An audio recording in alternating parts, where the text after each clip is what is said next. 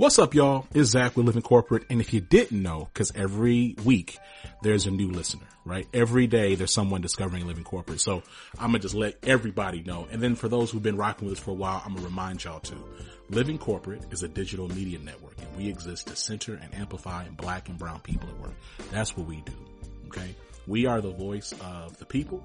We're not really here to promote corporations or protect them or be some type of corporate reputational laundering service. Like, that's not what we do, right?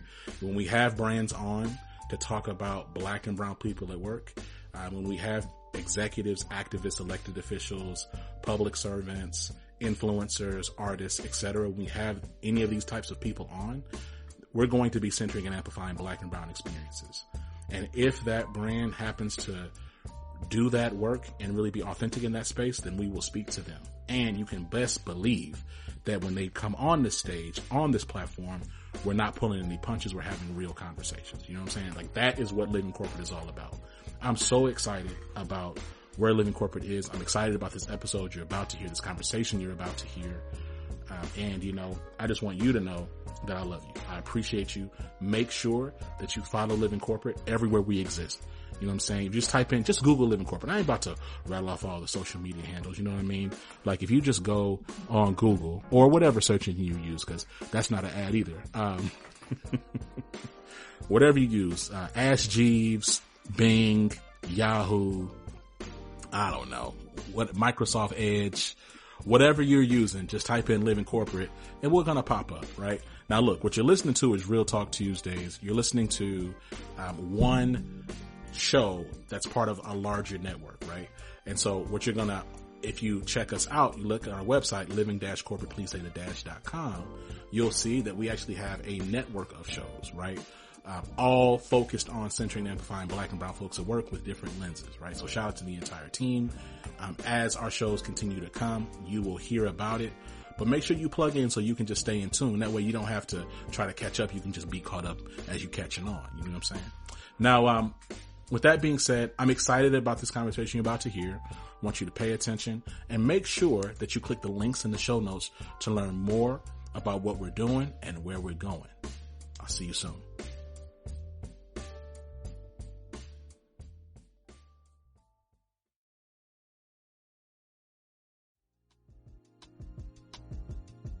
Dr. Pratt, welcome to the show. How you doing? I'm doing wonderful. Thank you for inviting me. Listen, it's an honor to have you here. I always get excited when Living Corporate is able to have Black academics on the show. Yeah, I've heard that new word recently. Combined. It's a fire combo. So look, Dr. Pratt, we've had several Black women on Living Corporate who are in the ivory, right, between Dr. McClooney and Dr. King, and several others, right? I don't think I've asked this question before, like, super explicitly, but I'm going to ask you here. With Black women consistently mistreated in this space, why are you in academia? So I guess I want to say Black women are mistreated in all spaces, in all sectors of the job sort of sectors and job economy, you know, from corporate to even not for profit organizations, different private companies. It's a tough space for us as Black women. I think the beauty of the Academy is that we know that our presence makes a difference for students like us, even students not like us. So majority students benefit from our presence. Students of color benefit from our presence. We know we can engage in scholarships that's meaningful. We can engage in service. We can teach. And I think for me in particular, understanding that given the history of enslavement of African Americans and that reading and writing was not allowed, it was criminalized. And now we have an opportunity to do that and to help others do that and to teach our history and to empower others with knowledge. I think it's a responsibility, a privilege, and honor to be able to do that in the higher ed space. And so it's not for me about mistreatment. We're mistreated everywhere, just walking out the door. We're going to be subject to some stuff, but being able to know that the specific role we're in, we're helping young people hopefully become empowered to make a difference in the world.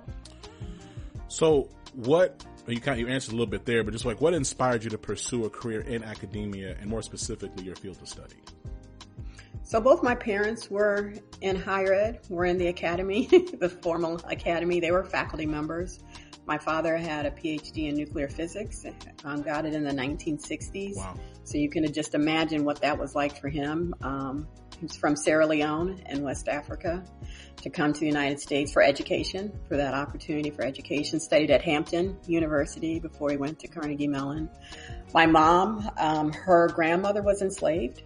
So she was born in rural Texas, sharecropped, picked cotton, and managed to sort of rise up from that status in life to get a PhD in social work at the University of Pittsburgh, and they both became college professors. Now, my father's career was cut short because of racism, and so at the age of, in his late 30s, his contract was not renewed and he never taught again. So it's a very sort of tragic story, and I say racism killed him. He died at 60. So for me, the importance of education, of higher education, of helping our people through education was kind of ingrained in my life through my parents and the power of education. So I went to University of Iowa. I got an undergrad degree in literary studies and a master's degree in that same area, but I minored in philosophy and African American studies because I wanted to understand why are Black people treated so bad in American society? Like, what's up with this cultural reality? And my parents made me watch Roots. And, Roots came out. I was a 9-year-old child. I was probably too young to really have watched Roots and to seen those scenes that I had to see of brutality. But it stuck with me. Those images are so powerful. And it's like, why? Why? And so I went to college to try to answer that why.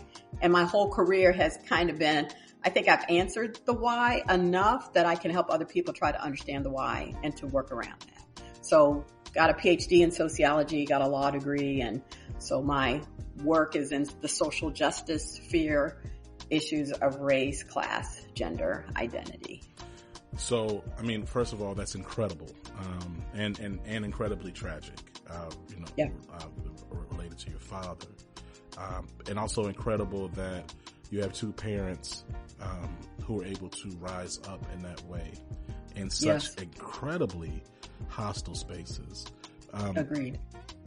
You talk about your exposure to Roots. I recall watching Roots as a young child as well, and it being a lot to absorb. Yes. And so I'm curious, and again, you talked about your inspirations. I'm curious, like, as you think about your career, like as you got into the study of social justice and like just the work that you've done, what were some moments that were pivotal that really just helped really drive and shape your research interest, even as you got into your career? Yeah, I would say that there were sort of pivotal moments, undergirded by my parents' life. But my mother in particular became part of the 1% of Black women full professors in the 1970s.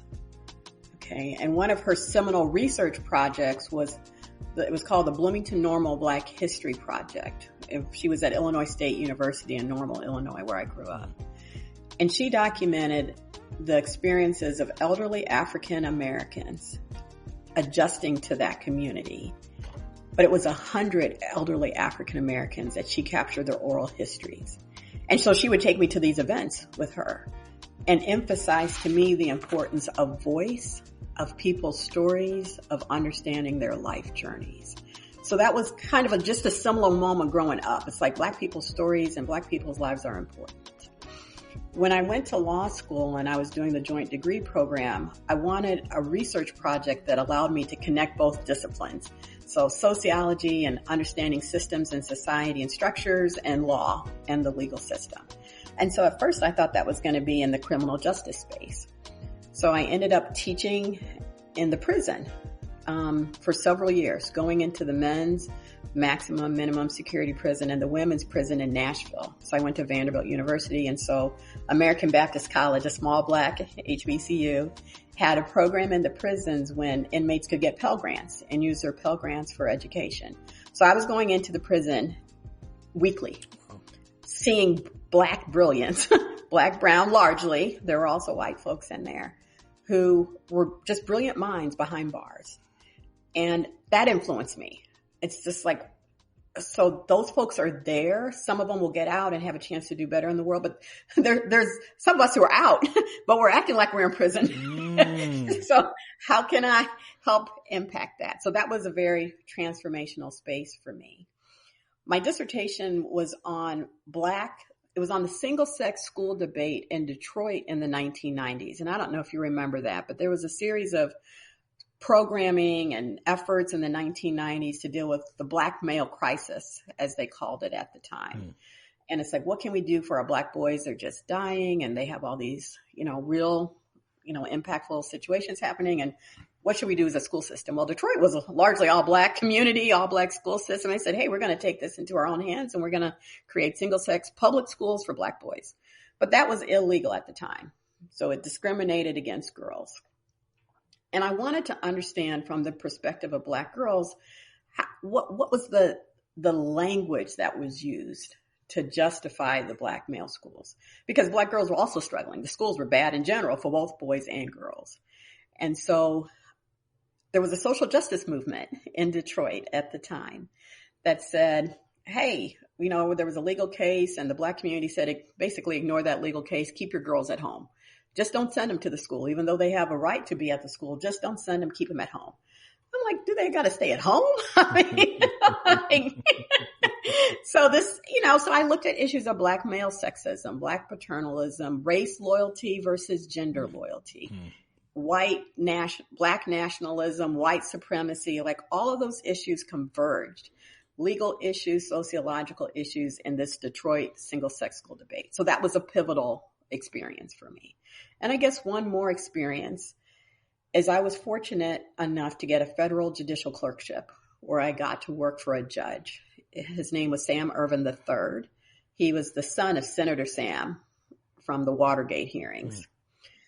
And it was a federal court of appeals clerkship. So for 1 year, I was in this space, kind of the sacred space of decision-making about the law at the appellate level.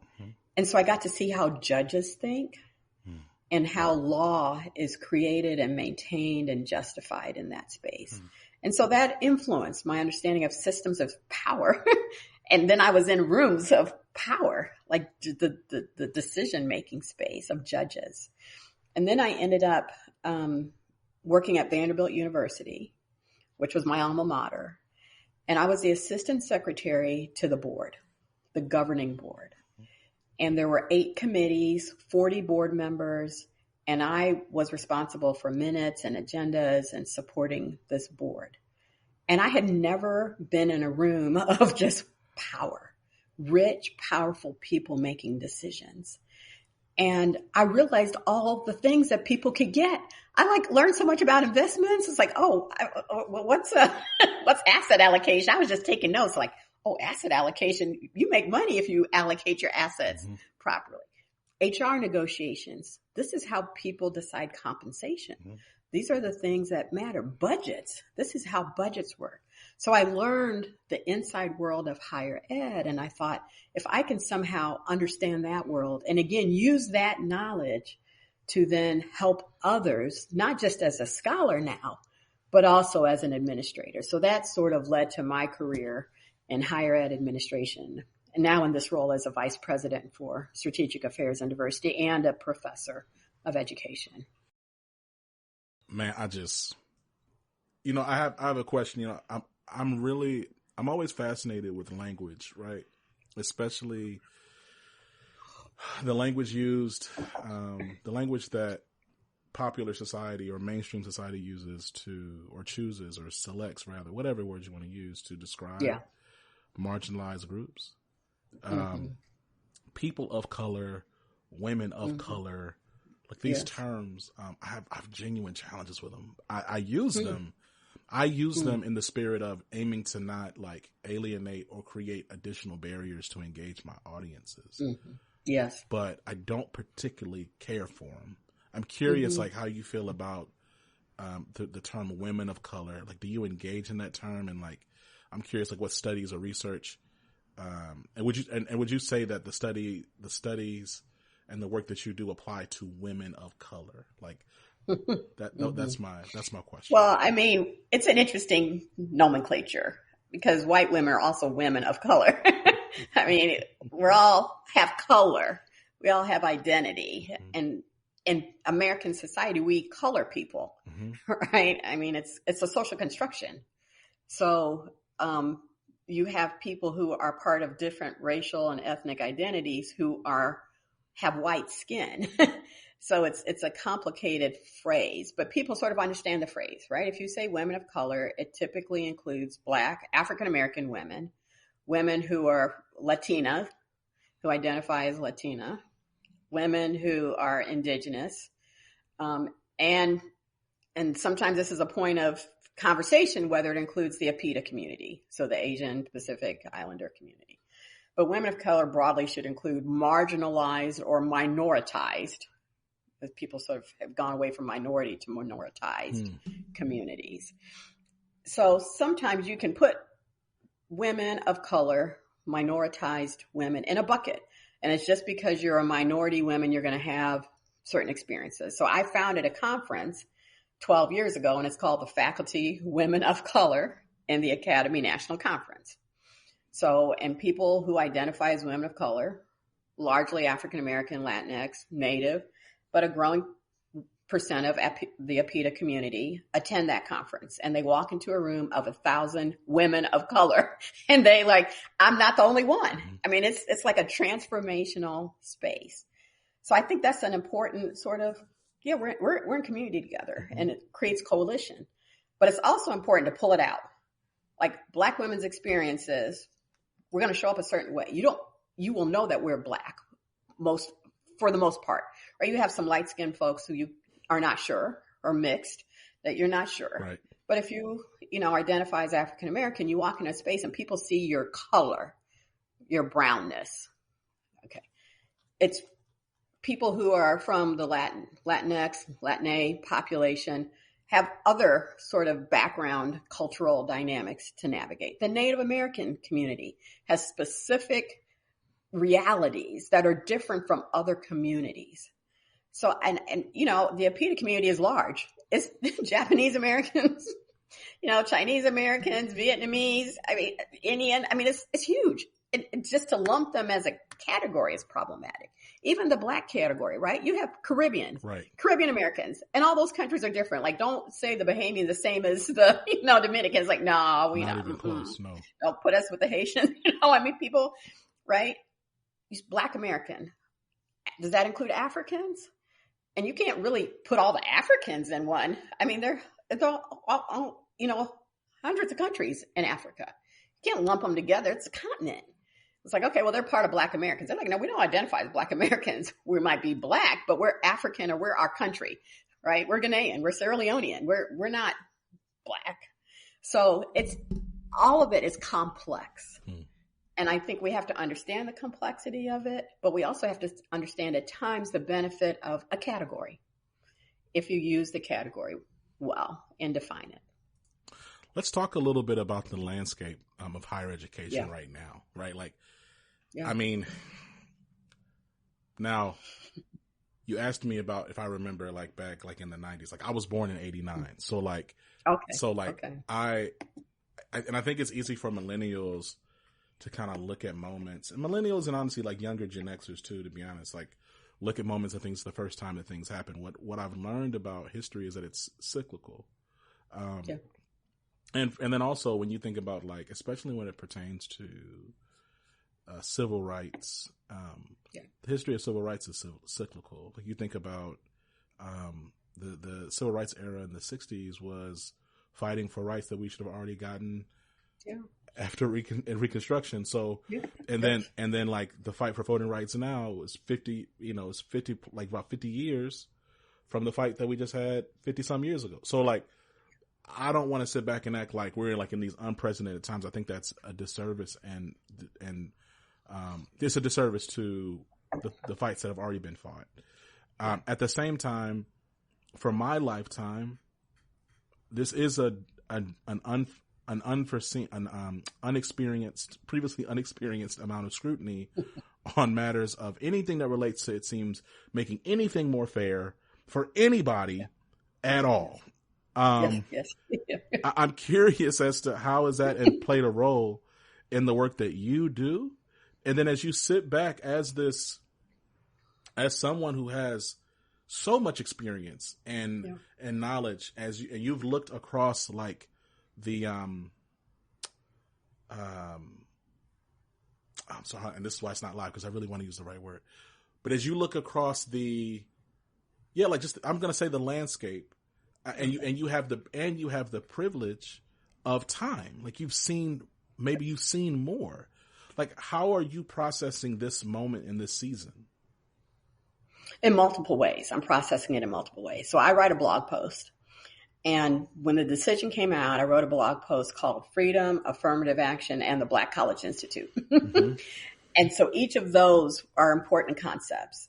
And when the Bakke decision came out in 1976, so that was the first time the court said you can't use quotas. Okay. And my parents kept just saying this man's name, Bakke, Bakke, Bakke. Like, I didn't know if it was a disease or illness or like, what's up? They were so angry, like, Bakke, Bakke, Bakke. And so that was my first introduction. Like, there's something the matter with something that happened. And this white man is, getting to go to medical school. And so I wrote about that, and now, some 40 years later, here we are back again. I wrote about the Black College Institute because it's a program I started 7 years ago at Virginia Tech that brings 600 high-achieving, intellectually curious students interested in the African-American experience to Virginia Tech, rising high school juniors and seniors. So over the course of the past 7 years, we brought 3,000 largely African-American students to Virginia Tech. Now that's transformed their lives to be in that community. Okay. So those are programs designed to think about how do we address inequity in society. Representation of Black students at Virginia Tech was extraordinarily low. We're, on the southwest side of the state. We're not near the urban populations. We haven't done the outreach that we needed to do. So we've been trying to engage in this work of recruiting talent. And using race as one of many factors made a difference. I think it's not accurate to say the use of race did not make a difference in diversifying Virginia Tech. It was one of many factors, but it did make a difference. Now, not being able to use that could definitely impact our work, but we have been doing many other efforts that I'm hopeful we'll be able to leverage. And I'm a hopeful person, and I do think your lens on the world matters, right? If you're a pessimistic person, you're like, okay, doomsday is coming and, what are we going to do? But I'm a hopeful person. So I looked at the decision and I said, look, there is still hope in this decision, because the decision said, hey, to the extent somebody talks about their race in the context of their skills, background, and experiences, you can use that. And some of these universities, like, kudos to them. They're like, hey, in the context of your background, experience, whatever, per Judge Stevens, why do you want to come to our university? And I don't think it just benefits students of color to say, hey, I'm a Black kid, or, and being Black in America, I'm going to come to your school and I'm going to be able to bring this perspective. It allows white students to say, hey, I'm a white rural kid from Southwest Virginia. Yeah. And I belong at Virginia Tech because it's in my community. And right. So it allows people to think about their identity, their racial, their ethnic, their other ways of identifying who they are, and to talk about it. So I still think there's hope in that, but this larger landscape is nothing to play with. Like the anti-DEI work is real.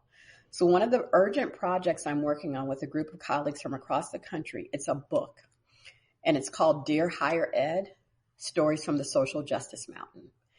And I have this ambitious timeline. I've got about probably 20 or so contributors already. And we're trying to get the book out in a year. Wow. And I've asked them to write it as like a 3 to 5 page letter to higher ed. Like, what do you want higher ed to know? We have colleagues who are in Texas and Florida, and they're going to talk about the impact that the legislation has had on their work. We're going to have folks who do disability work and talk about what does it mean to be a person with a disability in higher ed, and what does higher ed need to know about that. We're going to talk to folks who are Native American or African American who are from the APITA community about community and cultural centers, about labor and land acknowledgments. I mean, we're going to cover the gamut of sort of diversity type issues and just put out a conversation piece.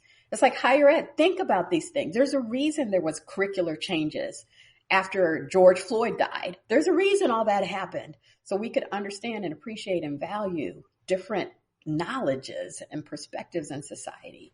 And so I'm trying to address it that way, okay, to respond in writing through this book project. I'm trying to think strategically about initiatives on our campus, other campuses. Mm-hmm.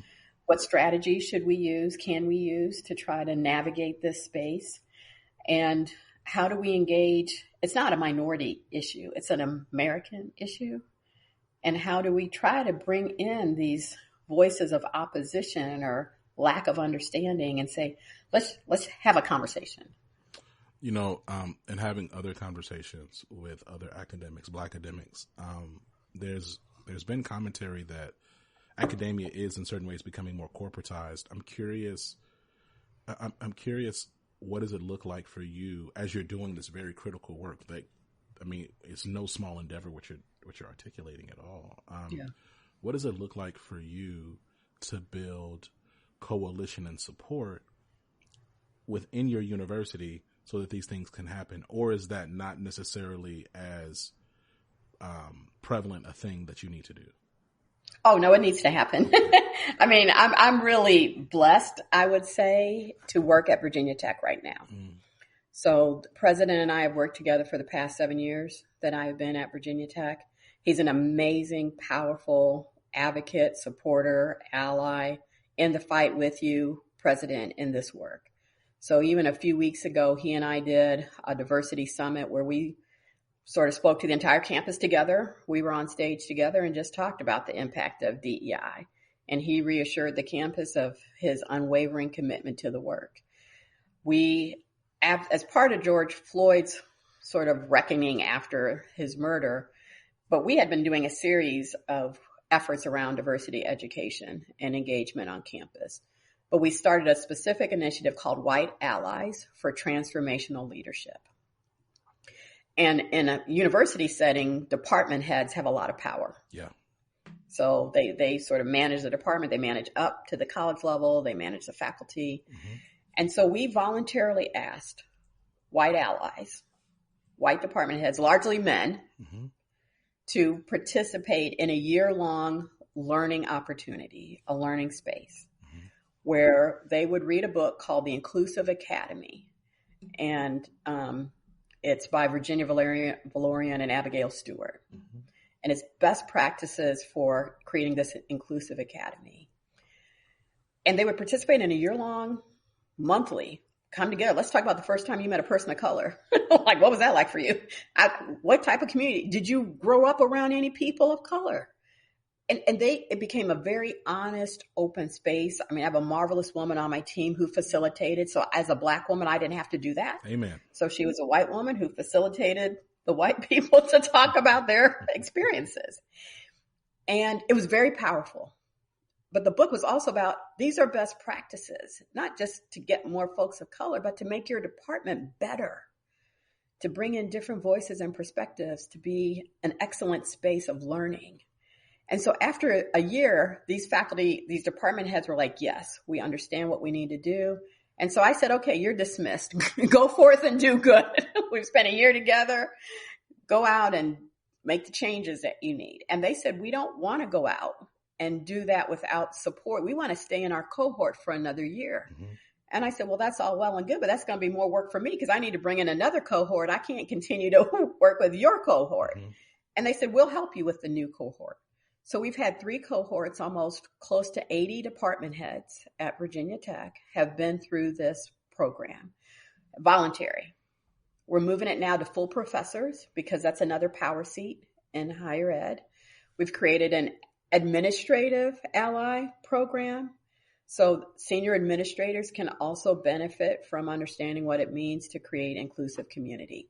So if you're leading change at a university, you have to have sort of, people call it the tone at the top, right? The president, the provost, the board, that level of leadership. And currently at Virginia Tech, the chair of the board is an African-American man who is a graduate of Virginia Tech. And that's just been a powerful voice and support. But the board has been very supportive of diversity.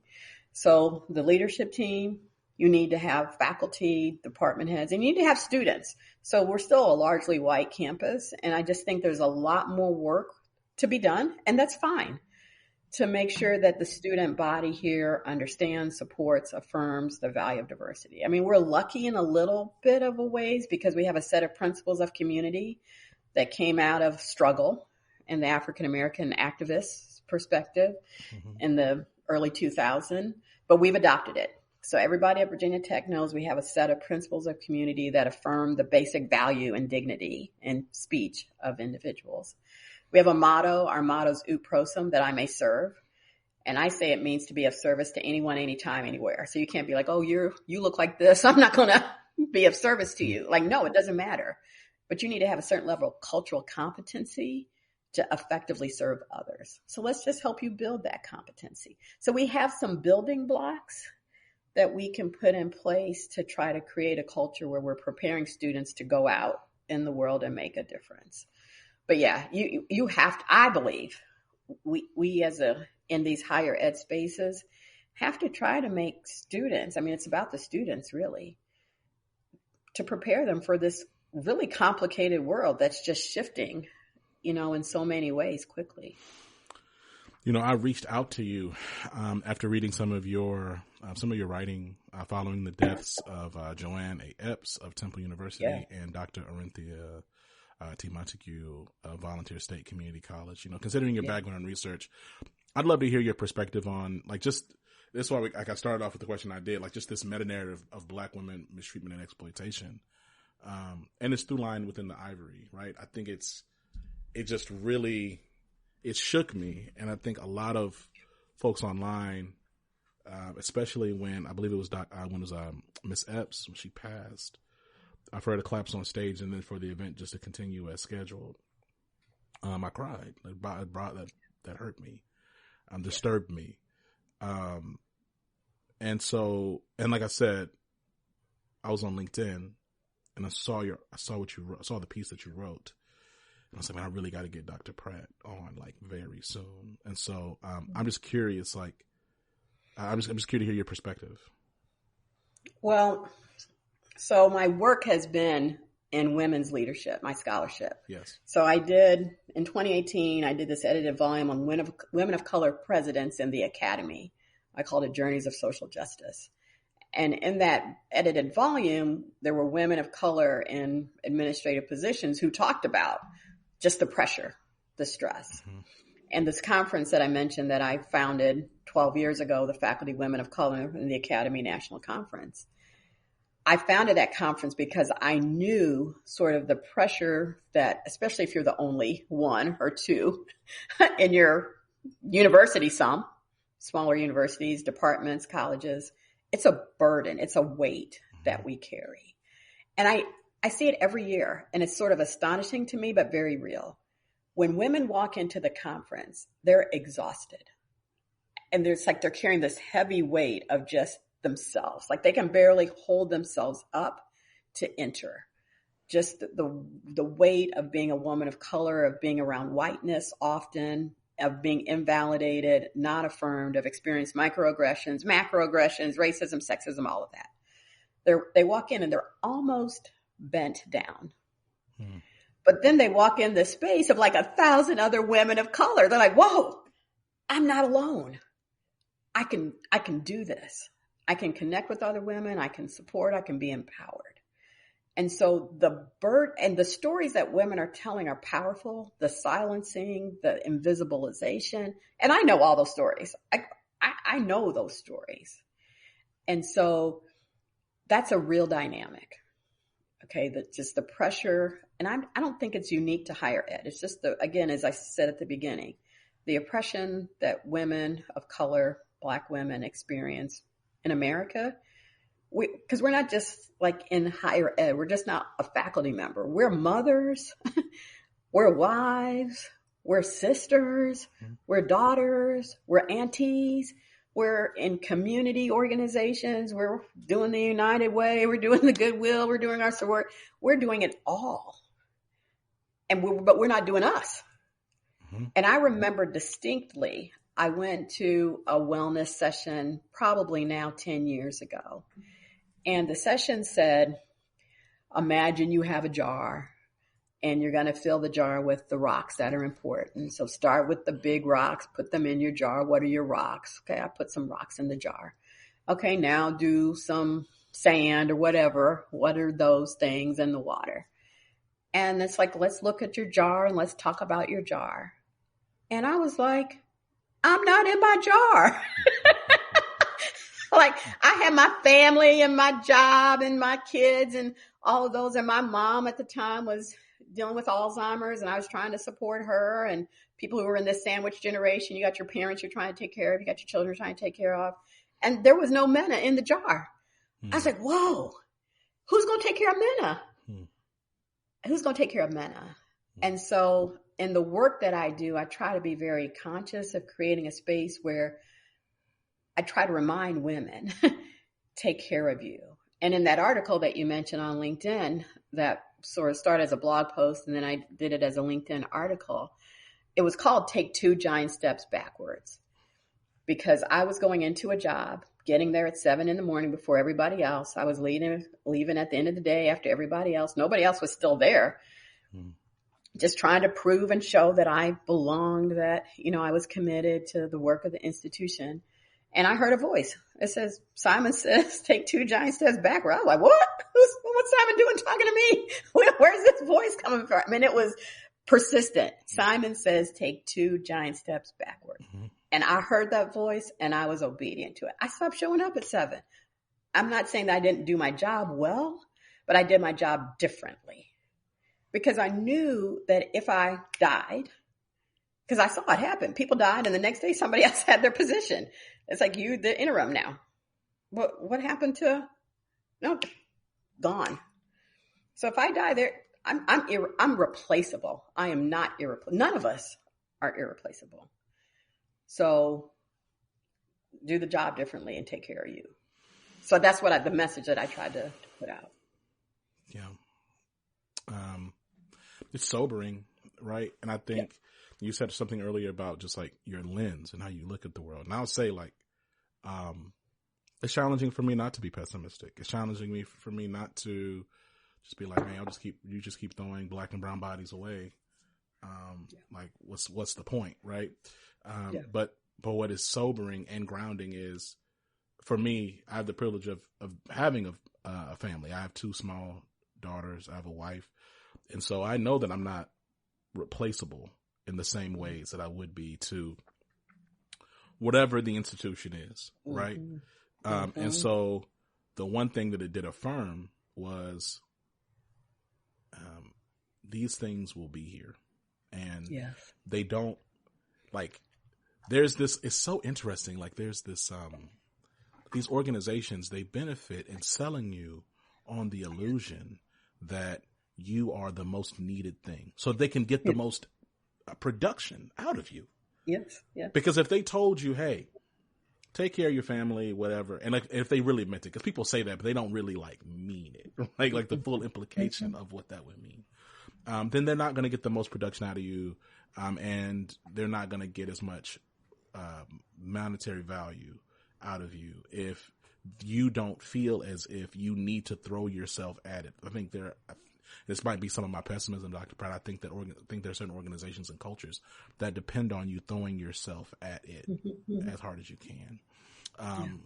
And so I'm at peace with, and I was really affirmed with the idea of like, I've really got to plug in with my family, stay engaged, and invest in myself, my own health, my own care. So. Yeah. I mean, I have 2 children now. They're in their 20s, but I realized very, very early on, I was working as a corporate lawyer, very early in my career at a law firm, and you have billable hours. And I was getting there. I was dropping my child off at 6 a.m., my first child, my son, 6 a.m. to the daycare when they opened. And I was trying to get back to the daycare by 6 p.m. when they closed. So I wasn't going to pay for $1 a minute or whatever they charge if you're late. And I thought, my child is in daycare 12 hours a day. He's tired when I take him. He's tired when I pick him up. And I'm tired. And what's our time together? It's like, I cannot do this job and effectively raise and have time to really mother my child the way I want to. So I'm going to have to, that's when I started looking for a different job. Like, okay, someone's got to shift here, because children grow up so quickly. You spin around and next thing you know, they're like 10. It's like, wow, how'd like I said, they're driving a car and you don't even have any morning time with them. And, next thing you know, they're in college and, you're going to see them at Christmas and Thanksgiving, if that. And so if you don't structure your life in a way, and I was on a webinar yesterday because I'm always trying to learn from, other folks. And this amazing woman said, she realized when her child said, I need an appointment with you. I need to schedule time with my mom because you are so busy with other people's children in higher ed that you don't have time for me. And so how do we get out of sync? We just get twisted, as folks say, and we're trying, and it's legitimate though. We are trying to help our own children in higher ed. Right. It's brown, black children who are struggling, who need somebody to talk to, who need to know how to leverage power and resources to get their degree. And so we're making all kinds of time for them. But what is the cost to ourselves, our families? And so that's the piece that we've got to just try to balance things a little bit differently in our world. You describe yourself, you describe yourself in a variety of ways. But one of the descriptions you use for yourself is an activist. Can you talk about what that title means to you? Yeah. So for me, the sense of activism is action. Like I have to do. And I've been blessed to have certain credentials that I was always taught that degrees are keys that open doors. Well, I have 5 degrees and I have a lot of keys, and they have opened a lot of doors. And I have access to resources.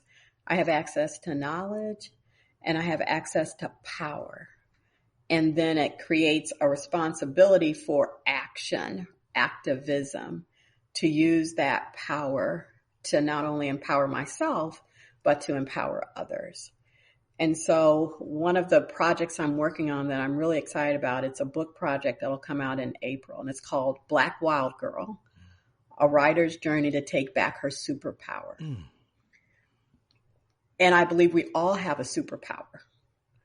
Some of us are more conscious of what it is and what our gift is, our unique gift that we've come into the world to use, to share, to make a difference. And sometimes along the way, we lose it. We don't have access to it, or we get told that that's not our gift, or we're not good at that, or we shouldn't do that. But I think we all come into the world with some unique gifts that we have a responsibility to use our superpower to make change in the world, to make the world better for everybody. And so that's the action. I don't think you should just come here and sort of chill. I don't think we're here to chill. There's work to be done. There's people who are sick, who are struggling, who are uneducated, who are in poverty, who don't have food, who don't have clothes, who don't have the basics of life. And there are those of us who do.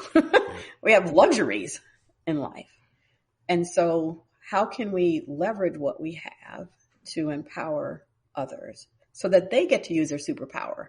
They get to use their gifts that they've come into the world with. But society has created these systems and structures that prohibit them from letting their light shine. And how do we help more folks, those of us who have been privileged without merit necessarily, because why did we get it and some others didn't, to help others sort of be able to let their light shine? So for me, I just see it as if you have sort of access to resources, education, connections, networks, then you have a responsibility to be an activist and to use that to help others to leverage their gifts and power in the world. That's incredible. My last question, and I ask this question to folks, and it's frustrating, Dr. Pratt, because you get hit with a bunch of theoretical stuff. Right? It's just exhausting to me. Like, it's like, okay, yeah. But I'm saying, like, practically, like, what needs to actually happen. I find myself, like, in a really unique position in this conversation because you actually study the space and you have exposure in this space. You've been doing this work. So I asked this question with that respect in mind, on the forefront of my mind. What are the ways that systems and institutions need to be reimagined to better support women, particularly Black and brown women? And also maybe I say, is there even space for any of this to be reimagined, right? But I'd love just to hear your perspective there. Yes, I like that question because as a sociologist, I think about systems and structures. Mm-hmm. And there is an opportunity to reimagine. So I talked about that White Allies program, right? It's like there's best practices and people should implement them, learn them and implement them.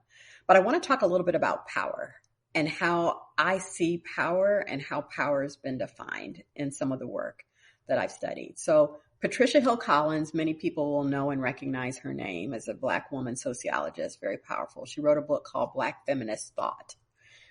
And in that work, she talks about power domains. Power as this like energy flow that you can access and tap into if you understand it well. And how power can be sort of sites of domination and sites of oppression, but you can also leverage power to create liberation if you understand the way power is working. And she talks about 4 power domains. So one of them is this hegemonic domain. Okay, which is really hard. It's like the domain of bias and ideology. You know, religion sits in that domain. White supremacy sits in that domain. And those are things that are hard to change, right? But that's one domain of power. It's just the hegemonic domain. Then you have the structural domain. Well, those are systems and structures in society, churches, schools, banks. So these just social structures in society. Okay, that's another thing that's you're not going to dismantle, the Catholic Church in one day, right? So those structures are hard to change. The banking system, the financial systems, they've been around for a while. Okay, the other domain is a disciplinary domain. It's the domain of policies and procedures and laws, and you can shift those. Okay, that's sort of a little bit malleable. The civil rights movement did that. Student protests on college campuses. I mean, right now, if in Texas and Florida, students just sort of rose up and said, where's that diversity class? I'm not going to school. We're not going to school until you bring those classes back. Where's that office that I was going to? We're going to protest on this campus. It's always, unfortunately, been on the backs of students to engage in social justice protests that has led to change on college campuses. Okay, but that's this disciplinary domain of policies, procedures, and laws. The other domain is the interpersonal domain, and that's the domain of relationships with people, conversations with people, because it's ultimately people who are implementing policies within social structures based on ideologies. So it all connects back to individuals. And so it's one thing to say, oh, the system is oppressing me. Yeah, the system is oppressing you, but there's a person who's leveraging their power to say, you can't do such and such. And you may actually be able to do such and such, but they're a gatekeeper. And depending on who's at the door, you either get in or you don't. So if you understand, I guess I'm trying to say, as a sociologist, as a lawyer, when I think about leading change in an organization, I think about what power domains are creating this oppression, which ones can be shifted.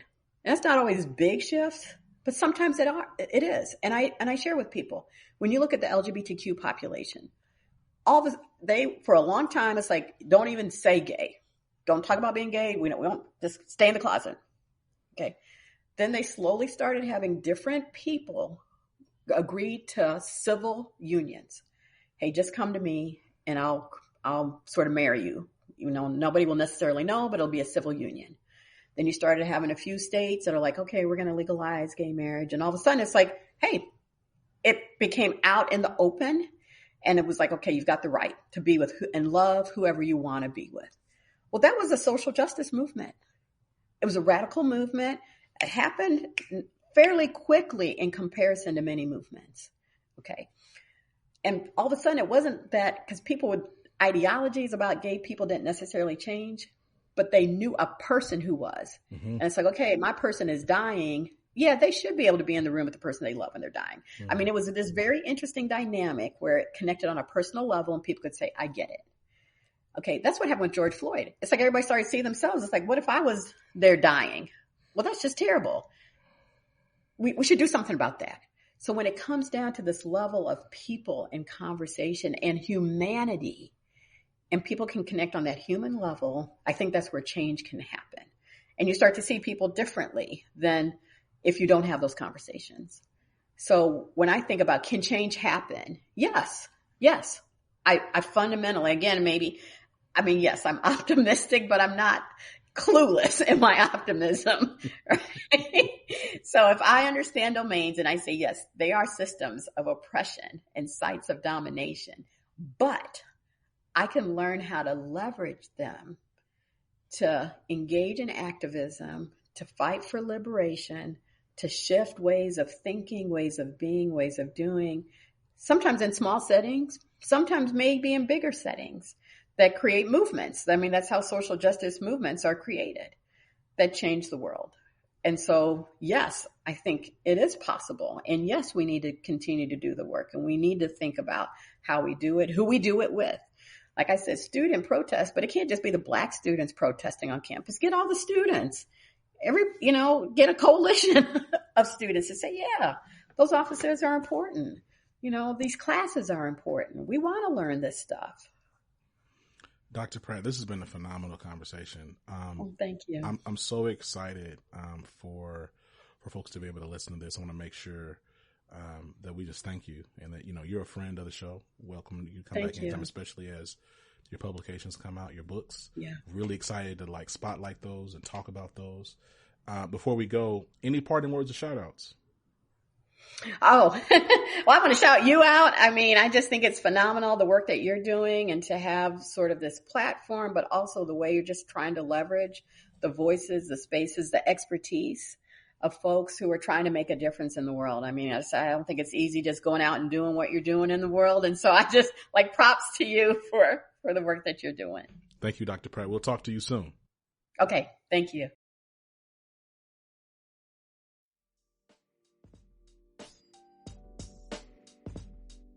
And we're back. Yo, I want to thank our guests. I want to say much love to the entire Living Corporate team.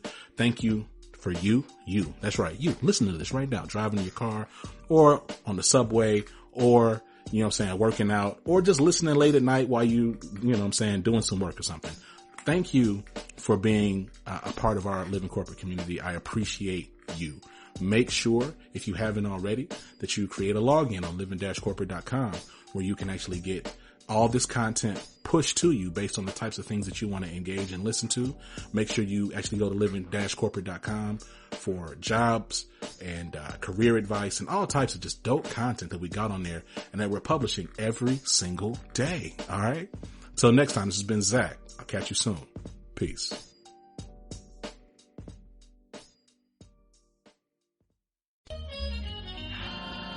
Living Corporate is a podcast by Living Corporate LLC. Our logo was designed by David Dawkins. Our theme music was produced by Ken Brown. Additional music production by Antoine Franklin for Musical Elevation. Post-production is handled by Jeremy Jackson. Got a topic suggestion? Email us at livingcorporatepodcast@gmail.com. You can find us online on Twitter, Facebook, Instagram, and living-corporate.com. Thanks for listening. Stay tuned.